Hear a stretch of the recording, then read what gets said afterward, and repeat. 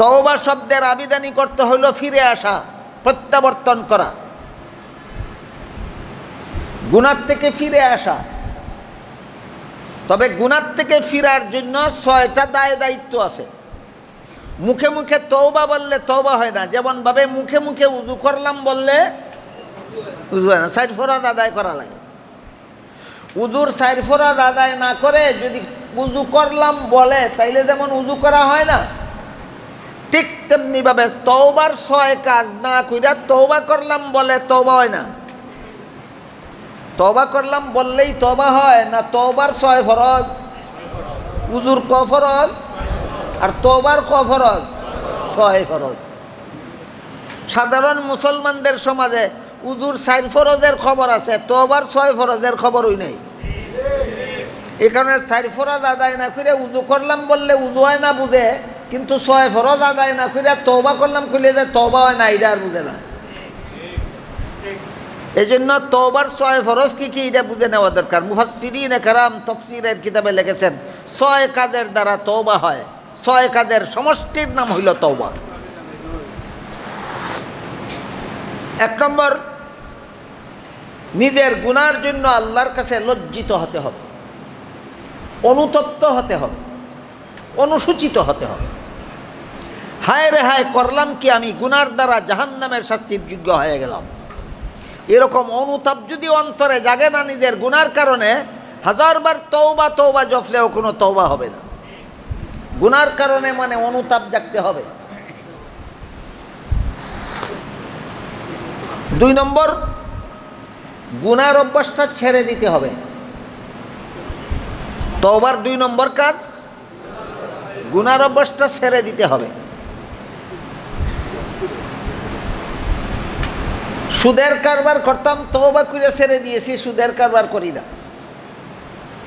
কিন্তু ব্যাংকে আমার সেভিং অ্যাকাউন্টে অ্যাকাউন্ট খোলা আছে, ব্যাংকে সেভিং অ্যাকাউন্ট খোলা আছে। বলেন তো, সেভিং অ্যাকাউন্ট খোলা আছে মানে কি? আমার সুদের কারবার বন্ধ আছে। তুমি কি গুড়ার ডিম তওবা করছো? এই তওবার উদাহরণ হইল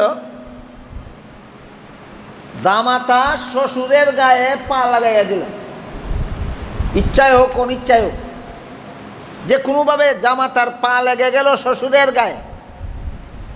জামাতা যদি আদবওয়ালা হয় তাহলে শ্বশুরের কাছে মাফ চাইব কিনা? আদব কায়দা যদি শিক্ষা থাকে তে মাফ চাইব। ঠ্যাং লাগাইয়া রাখিয়া মাফ চাইব না ঠ্যাং সরাইয়া? ঠ্যাং যদি যাতা মারি দড়ি রাখে আর হয় আব্বা বড় ভুল করছি মাফ করি দোকা, করবনি মাফ? যে মাফ চাওয়া না মস্কারি?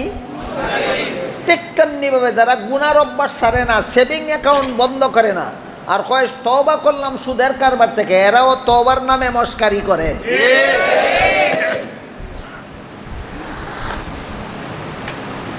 এই জন্য মুফাসসিরিনে কেরাম লেখেন তওবার দ্বারা গুনাহ মাফ হওয়ার জন্য 2 নম্বর শর্ত হইল গুনার অভ্যাসটা ছেড়ে দিতে হবে। গুনার অভ্যাস চালু রাখিয়া তওবা হয় না, গুনার অভ্যাস চালু রাখিয়া তওবা হয় না।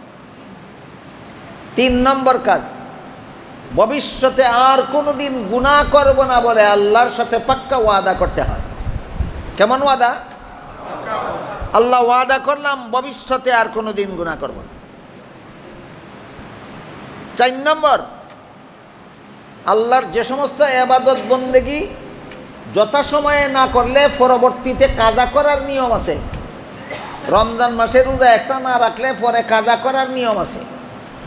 ফজরের নামাজ সূর্য উদয়ের আগে না পড়লে পরে কাজা করার নিয়ম আছে। সময় মতো না করার দ্বারা গুনাহ করছো, তওবা করবে, আগে কাজা আদায় করো তারপরে তওবা করো। ফজরের নামাজ ফজরের সময় পড়ছে না, এরপরে কাজাও করছে না, কয় তওবা করলাম আর নামাজ কাজা করতাম না, ওই তো না, এটা তওবা হচ্ছে না। আগে নামাজ কাজা করো তারপরে তওবা করো। গত রমজানের রোজা যেটা রাখছো না, আগে কাজা করো তারপরে তওবা করো। এগুলো 4 নম্বর শর্ত।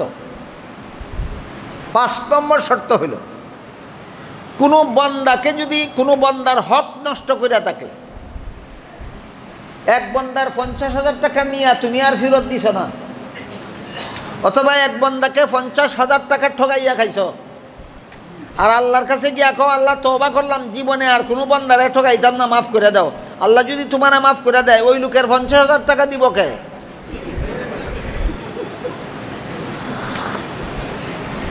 যারে যত টাকা ঠকাইতো ফিরত দিয়ে আল্লাহরে কও তওবা করলাম। আল্লাহ বলেন আমার বন্দারে ঠকাইয়া আমার কাছে তওবা করলে এমন তওবা আমি কবুল করি না, আগে আমার বন্দারে যে ঠকাইছো এটা পরিশোধ করো। আমার বন্দারে অন্যায়ভাবে কষ্ট দিছো, আগে তার ফাউদুরে মাফ লও, হেরে খুশি করো, তারপরে আমার কাছে এটা তওবা করো। আমি আপনাকে অন্যায়ভাবে কষ্ট দিলাম, আল্লাহর কাছে তওবা করলে যদি আল্লাহ মাফ করে দেয়, আপনার কষ্টের চিকিৎসা কি? আল্লাহ বলেন এই এমন তওবা আমি কবুল করি না। আমার বন্দারে কষ্ট দিছস, তারে খুশি করে ইয়া তওবা কর। বুঝা থাকলে বলেন তওবার কোনো নিয়ম আছে? হ্যাঁ, তওবার নিয়ম আছে।